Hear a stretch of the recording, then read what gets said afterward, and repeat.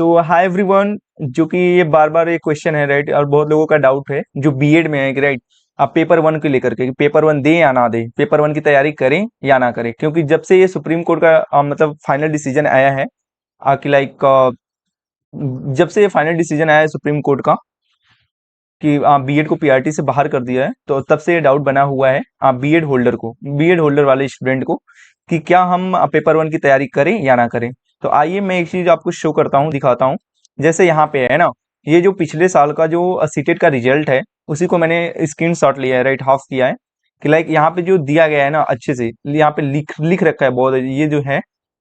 ये सीधा सीधा यहाँ पे लिख रखा है, इसी से कंफर्म होता है कि करना चाहिए या नहीं करना। कि दस लिखा है कि the certificate shall abide by the outcome of the,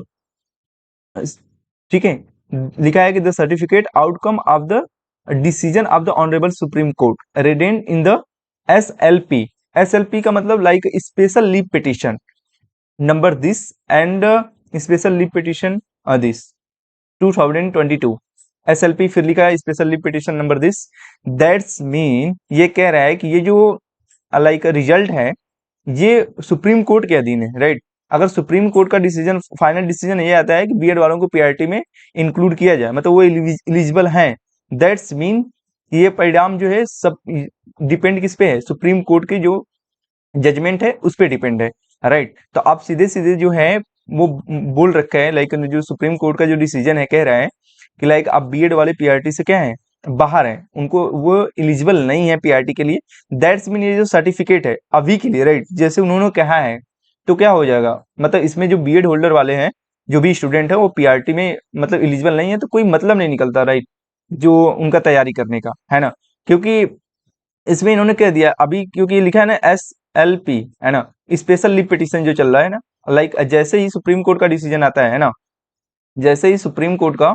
decision आता है कि लाइक पीआरटी से बाहर, तो अब तो डिसीजन आ चुका है, तो कोई मतलब ही नहीं निकलता लाइक पेपर वन का बीएड होल्डर के लिए। हाँ, आगे हो सकता है कि लाइक एनसीटी जो है कोई रूल बनाए, या फिर गवर्नमेंट वगैरह मिलके अब फिर से कोई लाइक मतलब फिर नया जजमेंट आए, 5 जज बैठ के फिर से डिस्कशन करें, आप पीआरटी में हो सकता है बीएड वालों को इंक्लूड करें, तब पेपर ले लेते। अगर आप पेपर वन अच्छे से पढ़ाई कर रखे हैं तो नो डाउट आप जाके खूब अच्छे से मतलब अपना पेपर वन भी दीजिए, राइट, पेपर वन भी दीजिए और पेपर टू भी, ठीक है, आप पेपर टू भी दीजिए। तो मतलब अगर अभी तक के लिए जैसा जजमेंट आया है लाइक सुप्रीम कोर्ट का, तो आपके लिए पेपर टू इंपॉर्टेंट है, तो आप ज्यादा से ज्यादा फोकस करिए पेपर टू पे, न कि पेपर वन पे, राइट। तो आप डाउट में ना रहिए बिल्कुल, क्योंकि आगे हो सकता है एनसीटी कोई रूल ला दे तो आपको बाद में रिग्रेट ना हो, है ना। तो जैसा यहाँ पे लिखा गया है कि ये जो रिजल्ट आ भी गया है, आपसे ये क्या होगा, लाइक जैसे यहाँ पे लिखा है सीधे सीधे कि ऑनरेबल सुप्रीम कोर्ट के ही अधीन रहेगा, है ना, तब इसका कोई मतलब ही नहीं, इन्होंने सीधे लिख दिया है। दो लाइन हर एक, मैंने बार बार यही कह रहा हूँ कि जब कोई नोटिफिकेशन आता था या कोई रिजल्ट आता था, तो दो लाइन नीचे लिख दिया जाता था यही कि the certificate shall abide by the outcome of the final decision of the honourable supreme court written in the SLP like special leave petition. तो ये इन्होंने बार बार यही चीज कहा है, तो मैं यही चीज कहूंगा कि जो बीएड वाले हैं वो पेपर वन को जरूर दें। ऐसा नहीं है, हो सकता है एनसीटी कोई रूल आगे ला दे या फिर बाद में, तो आपको रिग्रेट ना रह जाए। अगर आपने पेपर वन नहीं दिया,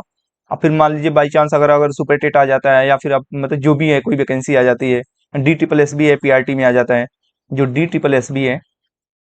अगर वो मान लीजिए पीआरटी में कोई फार्म आ जाता है और बोल देता है लाइक एनसीटी वगैरह या कोई ऐसा मिलकर रूल आ जाता है कि नहीं, जो बीएड वाले हैं वो पीआरटी में क्या होंगे, एलिजिबल होंगे, देन उसके बाद आपको रिग्रेट रह जाएगा काश में दे दिया होता पेपर वन। तो अगर आप अच्छे से पढ़ाई किए हैं ईवीएस मैथ, बस दो ही सब्जेक्ट पे तो फोकस करना है पेपर वन देने के लिए, है ना। बाकी जो 3 सब्जेक्ट हैं वो पेपर वन और पेपर टू में सेम है। तो पेपर वन में, ठीक है, बस 2 सब्जेक्ट आपका जो है कॉमन नहीं है, एक है आपका ईवीएस और एक है आपका मैथ्स। तो बिल्कुल मैं यही कहूंगा कि आप पेपर वन बिल्कुल दें और पेपर टू पे ज्यादा फोकस रहे,